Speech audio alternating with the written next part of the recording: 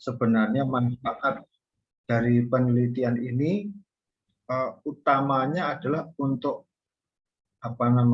membuktikan bahwa resistivity, ya, geolistrik dengan metode resistivity dan IP ini bisa kita pergunakan untuk eksplorasi mineral emas, misalnya seperti itu.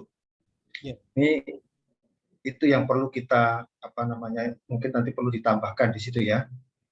Terus kemudian yang kedua, karena ini di jurusan geofisika, mungkin untuk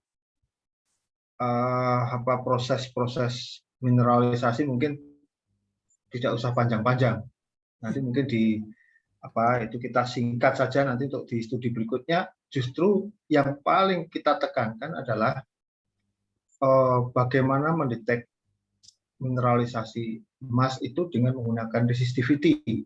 Terus kemudian kita korelasikan dengan IP-nya dan kemudian kita korelasikan juga dengan metal faktornya. Ya, itu hal-hal yang sangat penting. Terus kemudian tadi kalau untuk kalibrasi itu memang yang pertama kita harus memahami geologi regional di sekitar situ. Jadi mungkin perlu cerita di situ tadi lokasinya itu masuk di batuan apa sih? Itu penting. Kenapa? Supaya kita tahu bahwa emas, kalau mineralisasi emas itu ada di endapan aluvial, berarti jenis emasnya adalah placer misalnya seperti itu. Kalau di batuan beku, itu berarti dia masih primer, belum tertransport. Jadi nanti mungkin ada penekanan di situ justru, ya. Terus apa tadi yang saya masukkan lagi mungkin peta yang ada ya. Jadi peta yang ada tolong dibuat standar petanya yang kalau peta yang standar kan ada judul peta, ada arah utara, selatan, kemudian ada skalanya. Yaitu semua peta yang ada di situ mungkin perlu dicantumkan standarnya, ukurannya harus sama. Jadi kalau nanti karena ini kan jadi dokumen skripsi nanti, ini penting karena akan dilihat orang, tentunya peta-peta harus kita seragamkan. Kemudian kalau untuk di kalibrasi tadi ya, saya lanjutkan lagi tadi bahwa dari hasil pertama kita kalibrasi dengan peta geologi regional, kita cerita dulu di situ batuannya apa, sehingga di situ memungkinkan terbentuknya emas, satu. Terus kemudian yang kedua adalah dengan mengkorelasikan dengan tabel resistivitas dan casibilitas. Tapi kita tahu bahwa tabel resistivitas dan casibilitas itu sebenarnya risknya sangat besar ya, sehingga kita biasanya akan mengalami sulit karena ini akan seringkali bertumpang tindih dengan mineral-mineral yang lain. Nah, untuk menghindari itu ada kalibrasi satu lagi adalah dengan peneliti-peneliti yang pernah dilakukan baik itu di lokasi Solok ataupun di luar Solok, bahwa resistivity untuk mineralisasi emas ya, atau yang mendekati emas seperti galena misalnya ya, itu kira-kira range-nya berapa sih? Itu kita bisa jadi pakai acuan juga karena kita tidak melakukan pemboran nih. Kalau ada pemboran udah fix kita pakai data bor untuk membuat korelasinya ya. Jadi karena ini masih di eksplorasi awal ya, artinya bukti faktual tentang bor itu belum ada. Jadi tapi minimal dari 3 hal tersebut harus kita jelaskan. Nah, nanti yang perlu ditambahkan lagi adalah penggunaan 3 metode ini. Untuk apa sih keunggulan masing-masing? Misalnya resistivity, itu gunanya untuk apa? Dalam studi ini. Kemudian IP-nya, tadi kan teorinya sudah dijelaskan semua ya, tadi ya teorinya. Tapi manfaatnya apa? Terus kemudian kita menggunakan juga metal faktor. Itu manfaatnya apa? Nanti mungkin itu tolong dilengkapi di tahap selanjutnya nanti mungkin ya. Itu nanti menarik kalau sudah juga kita lakukan pengolahan datanya, itu akan menjadi lebih menarik lagi. Barangkali itu dulu Pak Andi, Pak Frida, waktu kami kembalikan. Terima kasih. Assalamualaikum warahmatullahi wabarakatuh. Waalaikumsalam warahmatullahi wabarakatuh. Terima kasih Pak Nur Hidayat atas masukannya. Mungkin nanti bisa ditambahkan lagi supaya naskah akhirnya jauh lebih baik dari sebelumnya. Baik, selanjutnya kepada Pak Frida Agung Rahmadi, waktu dan tempat saya persilahkan. Terima kasih Pak Andi, terima kasih Pak Nur Hidayat. Assalamualaikum warahmatullahi wabarakatuh. Waalaikumsalam warahmatullahi wabarakatuh. Yang pertama saya ucapkan selamat kepada Mas Walhasbi yang telah sampai pada tahapan proposal penelitian skripsinya ya. Semoga nanti proposal penelitiannya semoga penelitiannya berjalan dengan lancar dan berkah untuk semua. Amin ya rabbal alamin. Izinkan saya share screen dulu. Ya, sudah kelihatan ya? Sudah kelihatan Mas Andi? Mas Walhasbi? Ya. Sudah ya? Oke, Mas Walhasbi. Bisa dengar suara saya Mas Walhasbi? Ya, terlihat. Iya, baik. Ada beberapa hal yang perlu saya tanyakan ya. Yang pertama, di sini itu, sebentar, ini mau bergerak ini kursor saya. Nah, ini. Oke, ada di atas ya. Apa beda proses prospeksi sama eksplorasi, Mas? Eksplorasi itu bentuk awal ya. Jadi kayak bentuk survei awal untuk mengetahui lokasi-lokasi mana yang memiliki potensi sumber daya alam mineral tertentu. Itu untuk eksplorasi. Kalau prospeksi itu kayak apa ya? Prospek itu kayak tempat sasaran gitu, kayak tujuan apa ya? Saya kurang tahu sih kalau prospek. Jadi tapi kalau kata prospek itu kan kayak kedepannya mau seperti apa? Nah, ini keliru loh, hati-hati ya. Ini proses ya. Nah, itu ya, kamu harus paham ya ini apa bedanya ini ya. Karena ini ada pernyataan ya, belum bisa dimanfaatkan secara maksimal karena minimnya proses prospeksi dan eksplorasi. Ya, kamu mengutip ya, benar mengutip, tapi kamu harus tahu ya. Okay. Ya, Mas Walhasbi harus paham apa yang. Ya. Kemudian ini nanti artinya yang ayat ini nanti spasi 1, kemudian jangan lupa mencantumkan sumbernya ya. Jadi diambil dari penerjemahnya siapa, tahun berapa. Ini juga sama penulisan citasinya ya. Ya, ini kan penulisnya Al-Munawir ya. Jadi menurut Al-Munawir gitu ya. Tahun berapa di kamusnya itu dan seterusnya ya, sama. Yang ini juga sama spasi. Ini nanti alinea sendiri ya. Yang ini alinea sendiri. Terus ini spasi 1 gitu ya. Nah, baik. Kemudian di sini itu ada pernyataan bahwa untuk mendeteksi sedimentasi mineral emas itu ada 2 metode ya yang sering digunakan ya. Metode IP dan metode geomagnetik. Gitu ya Mas Walhasbi ya, yang sering digunakan. Apa bedanya Mas Walhasbi antara metode IP dan metode geomagnetik? Parameternya, Pak. Parameternya, iya, kalau bedanya apa coba? Kalau parameternya apa? Kalau IP itu menggunakan parameter dari chargeability yang sudah saya jelaskan tadi, sedangkan kalau geomagnetik itu menggunakan parameter susceptibilitas. Jadi besarnya medan magnet. Chargeability sama susceptibilitas bedanya apa? Beda, Pak. Jadi kalau ya bedanya apa? Chargeability itu satuan milisecond ya. Jadi besarnya waktu ketika arus tadi diputus, tadi kan arus tadi kan diberikan ke bawah permukaan, terus habis itu diputus. Nah, itu ada selang waktu tertentu yang mana parameternya itu namanya chargeability. Kalau susceptibility itu nanotesla seingat saya, Pak. Jadi perubahan medan magnet di suatu kawasan atau anomali itu yang bisa menentukan lapisan bawah permukaan itu seperti apa.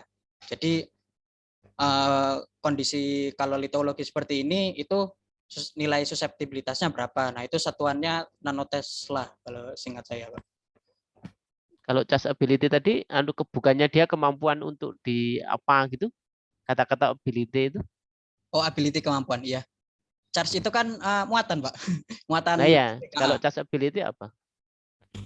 Jadi ya muat kemampuan suatu batuan dalam mengandung muatannya itu. Hati-hati ya, harus pahami betul ya. Oh, Ya, ya, ya ini karena saya pengen tahu sebetulnya ya, karena saya kan bukan geofisika ya Mas. oh, Ya, ya. saya pengen tahu, makanya ini apa atau bedanya antara metode ini dengan metode ini, gitu ya. Gitu. Oke ya. Ya, Pak. Terus kalau di metode IP itu ada dua ya, ada yang resistivitas, ada yang charge ability ya. Iya, Pak. Ya. Sebenarnya itu geolistrik itu ada yang apa? Jadi ada 3 sebenarnya, Pak. Jadi geolistrik itu terbagi menjadi geolistrik resistivitas, lalu ada juga yang namanya self potensial, dan satunya lagi induksi polarisasi atau IP ini yang digunakan resistivitas dan juga charge ability, Pak. Jadi Nah, apa? Masuk Geolistrik tadi ada di mana? Ada berapa tadi?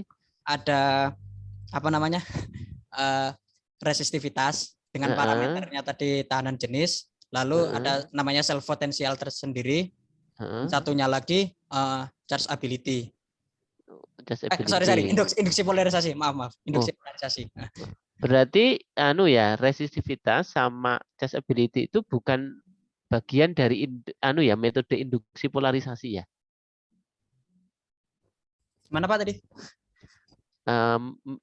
Resistivitas dan charge ability itu bukan bagian dari metode induksi polarisasi ya? Kalau resistivitasnya bukan, kalau induksi polarisasi lebih menekankan ke charge ability-nya. Makanya ini paragraf ini agak membingungkan ya. Oh. Iya, ini. Jadi tadi saya baca ini kan jadi kalimat pertamanya menyebutkan ya ada 2 metode yang sering digunakan, yakni induksi polarisasi dan geomagnetik. Terus dijelaskan metode IP itu sampai akhir ini. Nah, sepemahaman saya dari ini dari ini itu resistivitas dan charge ability itu bagian dari metode induksi polarisasi gitu loh, dari bacaan ini gitu loh. Gitu. Oh ya. Nah, begitu. Nah, yang benar yang mana? Makanya berbeda ini dengan keterangan Mas Walhasbi ini. Yang benar yang mana Mas Walhasbi? Yang benar itu induksi polarisasi itu masuk ke geolistrik, Pak. Lah ya benar itu geolistrik. Cuman yang resistivitas sama charge ability itu masuk bagian dari metode induksi polarisasi atau bukan? Masuk ke sebenarnya masuk, tapi ini sih apa ya? Oh, dia masuk geolistrik ya? Ya. Jadi ada induksi polarisasi, ada geolistrik, ada geomagnetik gitu. Iya, Pak. Geolistrik. Nah, induksi polarisasi masuknya ke geolistrik sebenarnya. Oh, jadi ini mohon maaf Pak. Mas Andi, saya jelasin, saya karena orang kan bukan orang geofisika ya. Jadi pengen tahu aja, coba. Jadi besarnya itu kepalanya tuh misalkan di sini tuh ada geomagnet sama geolistrik sebenarnya. Oh gitu ya.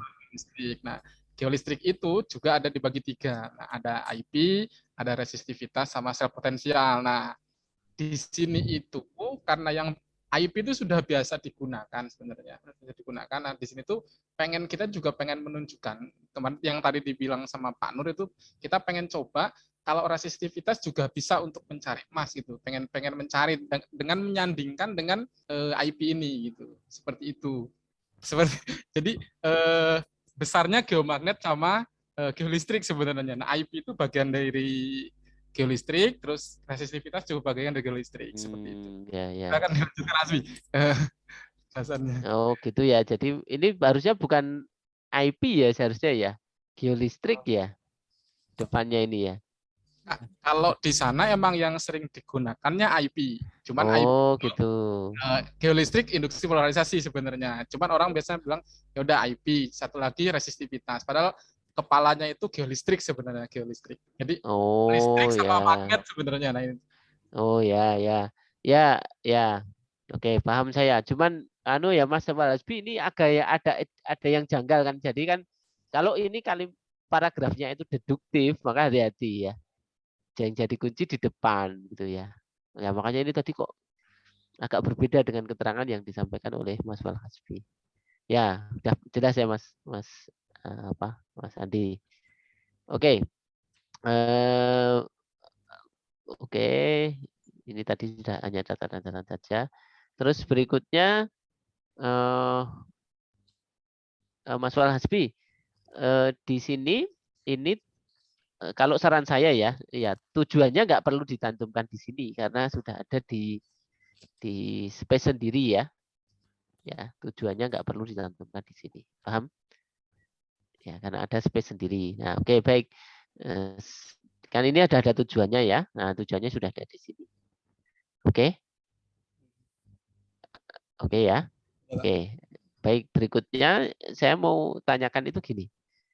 Ini tadi manfaatnya itu kan kamu tuliskan nanti akan diperoleh ini ya gambaran penampang secara 2 dimensi dan 3 dimensi ya. Ya, Ya. bukannya ini tujuan ketiga ini. Iya, Pak. Betul. Betul ya? Betul. Nah. Jadi memperoleh pemodelan itu memperoleh gambaran tadi ya, sama ya? Ya. Ya, oke. Mas Hasbi tahu nggak seharusnya manfaat itu berbeda dengan tujuan? Oh, iya. Iya, Pak. Oke. Kalau begitu, kira-kira manfaatnya untuk apa toh? Setelah kamu memperoleh gambaran penampang dua dimensi dan 3 dimensi ini?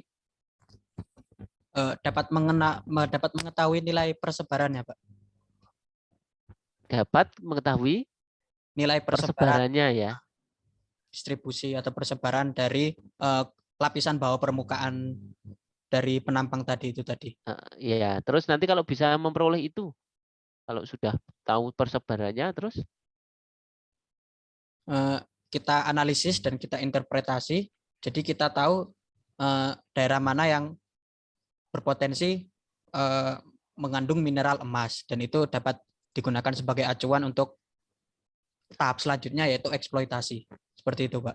oke. Nah, Mbok itu disebutkan untuk tahap eksploitasi itu ya. Maksudnya itu digunakan ke pihak informasi penelitianmu ini nanti akan digunakan oleh siapa gitu ya.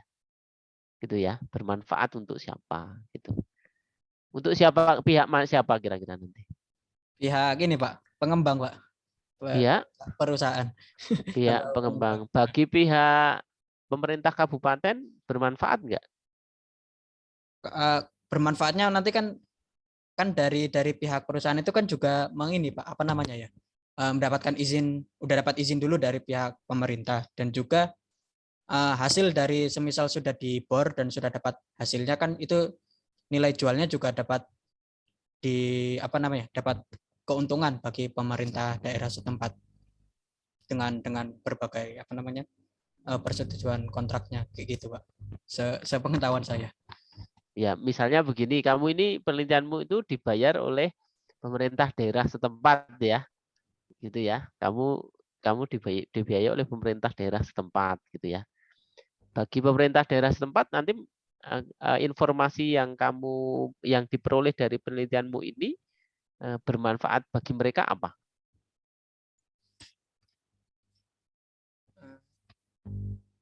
Pemerintah dapat mengetahui kayak apa ya? Biasanya pemerintah daerah itu dapat laporannya dari si perusahaan ini tadi. Apa-apa saja yang akan dilakukan gitu. Sedangkan untuk orang geofisika itu hanya melakukan bagian eksplorasi tahapan awalnya saja gitu. Oke, oke. Ya, terima kasih. Baik, selanjutnya ke bab 3 ya.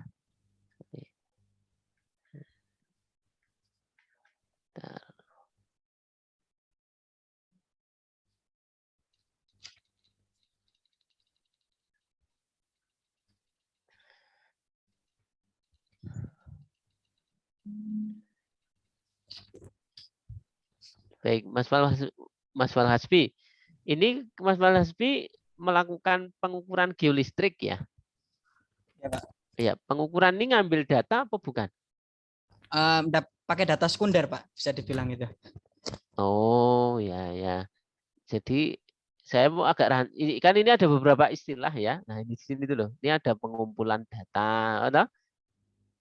Ya. Ini ya, ini di sini pengumpulan data. Terus di sini itu pengukuran geolistrik. Nah, ini sama atau beda? Berbeda, Pak. Berbeda ya. Jadi pengukuran itu akuisisi datanya yang sudah dilakukan beberapa tahun lalu. Nah, dari data yang didapat dari pengukuran itu pertama saya kumpulkan. Jadi bertahap gitu pengumpulannya. Dari instansi. Jadi kan saya kan tugas akhir saya kan ikut instansi, Pak. Dalam hal ini Pak Nur Hidayat sebagai pembimbing instansi di BPPT yang sekarang namanya jadi BRIN. Nah, itu memberikan data pengukuran yang sudah diambil dari sebelum-sebelumnya itu bisa dikaji untuk tugas akhir. Oke. Oke, kalau begitu yang benar yang mana? Pengukuran geolistrik ini atau pengumpulan data tadi?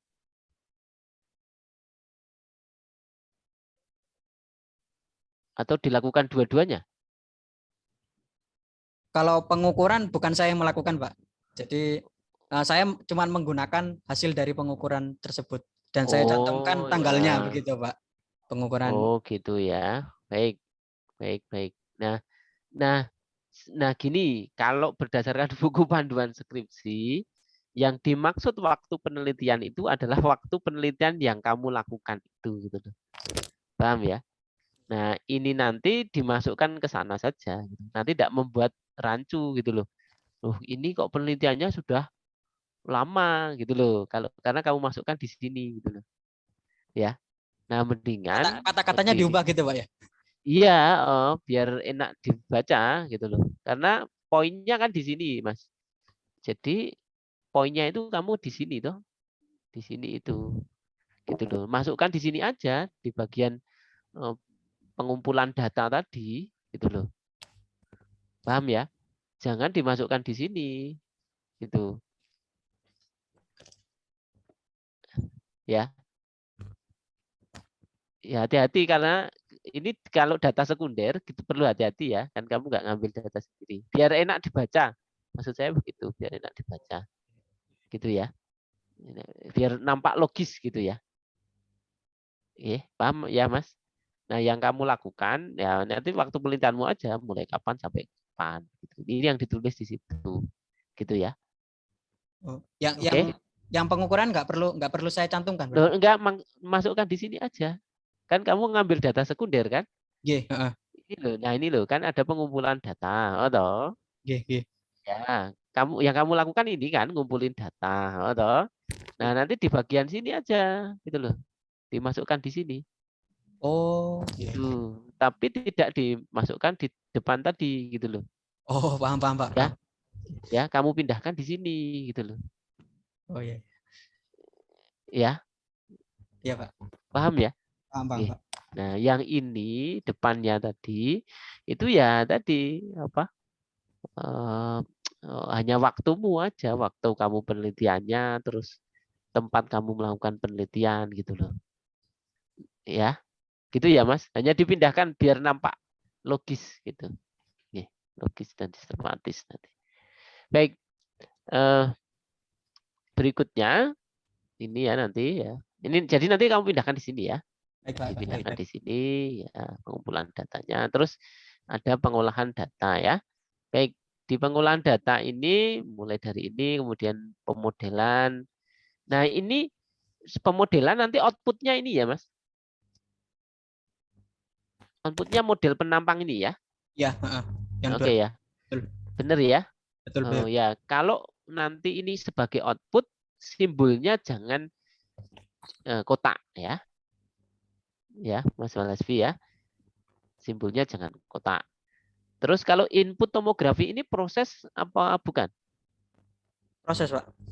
Proses. Nanti proses ini outputnya apa? Jadi penampang itu ada yang lurus datar, di sini belum ada hasilnya. Jadi ada yang datar lurus dan ada yang mengikuti ketinggian dari lokasinya. Jadi kan mengikuti topografi itu ketinggian, Pak. Jadi bentuk-bentuknya itu tidak datar lurus gini, tapi ada yang kayak gini, terus ada yang ke bawah gini, seperti itu. Jadi ada yang biasa lateral lurus biasa ini tanpa topografi dan kita bisa tahu kedalamannya untuk 2 dimensi. Dan satunya lagi dengan kita masukkan topografi, kita bisa tahu bentuk bentuk tanahnya itu seperti apa yang waktu kita hasilkannya itu tadi. Oke ya, baik. Kalau begitu ini simpulannya sederhana aja gini. Sebenarnya masih Ini masuk bagian proses, Pak, kalau topografi itu. ini enggak ada ya, artinya kan gini, kamu itu menggunakan pola begini kalau saya baca di sini itu. Jadi ada proses, ada output gitu ya. Jadi ada input, ada proses, ada output. Nah, itu bagus gitu loh. Cuman harus konsisten. Saya contohkan begini ya. Dikonsistenkan tuh begini. Misal ya ini nanti output akhirnya kan tabel resistivity sama accessibility. Oke, bagus ya. Hanya posisinya saja yang nanti dipastikan di bawah ini. Terus misalnya ya tadi ini kan proses pemodelan 3 dimensi gitu ya. Nah, nanti hasilnya apa? Gitu loh, ditambahkan gitu loh. Hasilnya apa? Terus nanti kalau input topografi nanti hasilnya apa? Di sini ditambahkan gitu loh. Sama ekstraknya itu ditambahkan. Nah, kalau kamu mau menggunakan pola yang seperti itu, Mas. Ada proses, ada hasil. Namun kalau kamu menggunakan yang di sini itu semua proses semua, ya nggak apa-apa, gitu loh. Paham ya? Proses semua itu juga nggak apa-apa, karena memang judulnya ini loh. Diagram alir pengolahan data, gitu loh. Prosesnya memang nggak apa-apa, dicantumkan prosesnya saja nggak apa-apa. Tapi kalau kamu mau mencantumkan proses dan hasilnya itu lebih bagus memang, lebih bagus. Cuman konsisten gitu loh. Jangan sebagian proses tidak kamu cantumkan outputnya, sementara di proses yang lain dicantumkan outputnya, gitu ya. Itu aja dilengkapi itu. Ya, Pak. Bisa dipahami, Pak. Ya, bisa ya. Baik. Ini yang sudah dilakukan apa yang rencana nanti akan dilakukan? Jadi sebagian yang sudah lakukan yang 2 dimensi, Pak. Kalau yang 3 dimensi belum. Yang ini yang saya cantumkan, yang kamu cantumkan di sini, itu sudah kamu lakukan atau belum? Itu bentuk data sekundernya, Pak. Yang di Notepad itu kan, yang digambar. Nah, itu sebelum diinputkan, itu bentukannya seperti itu. Nah, saya beri keterangan. Line 1 itu artinya apa, line 2 artinya apa, seperti itu. Oke. Ya. Oke, terus lagi. Nah, ini. Nah, tadi di proses ini, nah ini kan di proses tadi itu ini. Nah, ini ada prosesnya tadi. Ini Mas, outputnya ini. 2 ini. Proses ini ya. Tabel resistivity sama accessibility sama peta geologi daerah penelitian. Ya toh? Output dari sini. Gitu ya. Output pengolahan data. Betul enggak? Maksudnya tabel dan peta geologi ini jadi acuan untuk menginterpretasi dan menganalisis, Pak, sebenarnya tabel dan peta geologinya tadi. Oke, nah sekarang kalau begitu ini kan ada diagram alir pengolahan data. Yang di pengolahan data itu yang sampai mana, Mas? Pengolahan data outputnya hasilnya atau gimana, Pak? Ya, prosesnya yang sampai mana? Itu harusnya ada Pak. Sebenarnya pemodelannya, Pak, pemodelan 2 dimensinya tadi sama pemodelan 3 dimensinya tadi itu outputnya sebenarnya. Sampai di sini ya?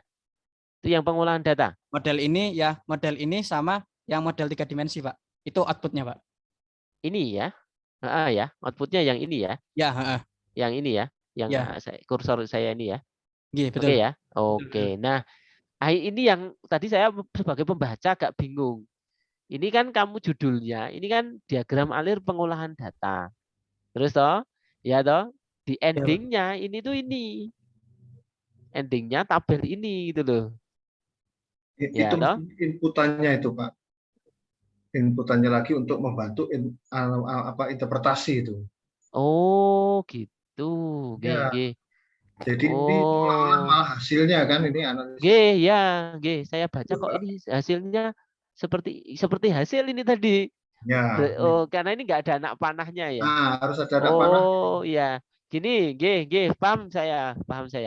Baik, jadi yang kalau dia pengolahan data itu batasannya kan gini, Mas Hasbi, kamu kan membedakan antara pengolahan data dengan sebentar di atas ini ya. Bentar. Mas Hasbi itu kan membedakan antara pengolahan data dengan ini interpretasi data, gitu loh. Nah, harusnya yang ini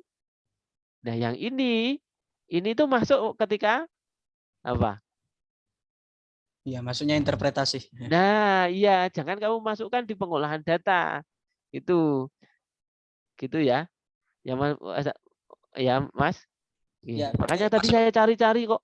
Ini diagram alirnya judulnya pengolahan data, endingnya ini. Itu saya cari di sini kok nggak ada, gitu loh. Ini loh saya cari di sini tuh nggak ada loh di endingnya ini loh. Loh, endingnya kok nggak itu gitu loh. Oh Gitu iya, ya. ya. Ya ini loh endingnya itu nggak ada nih. Oh ternyata beda ya. Jadi tadi peta tadi digunakannya di sini ya. Iya, Nah oke. Ya nanti tolong itu di apa? diperbaiki. Diperbaiki ya agar pembaca itu enak membacanya gitu. Kemudian kalau Mas, kalau ya pedomannya kalau saya di depan ini. Jadi kalau kamu sudah membagi di sini, ini menjadi 3 ya ini ya. Di pengumpulan, pengolahan data, sama interpretasi, ya ini harus konsisten dipegang. Ya, ini ya. Ya, Pak. 3 besar ini dipegang secara konsisten. Jangan sampai overlap satu dengan yang lain. Nah, kenapa saya menekankan itu? Supaya ini nanti jadi amal soleh Mas Walhasbi. Gitu ya. Karena ini kan semoga menjadi ilmu yang bermanfaat gitu kan. Amin, amin. Harapannya ya ilmu yang bermanfaat itu kan salah satu yang termasuk amal jariah ya. Jadi kalau kita nanti meninggal ini bisa menjadi amal jariah kita gitu. Ya berilmu yang bermanfaat ya gimana caranya ya Mas Walhasbi berikan contoh. Oh ini yang bagus gitu kayak gini prosesnya itu. Jadi nanti oh yang ini outputnya ini itu nanti menjadi input ini terus outputnya ini menjadi input di bagian ini. Gitu ya Mas Walhasbi. Pak. Jadi paham ya, Pak. Demikian. Semoga penelitiannya Mas Walhasbi nanti lancar dan berkah untuk semua. Demikian Pak Andi, demikian Pak Nur Hidayat dari saya. Kurang lebihnya mohon maaf. Billahi taufiq wal hidayah. Assalamualaikum warahmatullahi wabarakatuh. Waalaikumsalam. Waalaikumsalam warahmatullahi wabarakatuh. Baik, terima kasih Pak Frida yang sudah memberikan masukan kepada Mas Hasbi. Nanti bisa diperbaiki untuk ditambahkan dan diperbaiki untuk perbaikan ke depannya. Sesi kedua sudah selesai. Selanjutnya kita akan masuk ke sesi ketiga, yaitu sesi penilaian dari kami penguji kepada Mas Hasbi sama teman-teman pendukung yang lainnya. Bisa keluar dulu sebentar, nanti ke Zoom meeting ini. Silakan. Ya, terima kasih banyak, Pak. Saya izin keluar. Meeting ya. Ini assign and leave.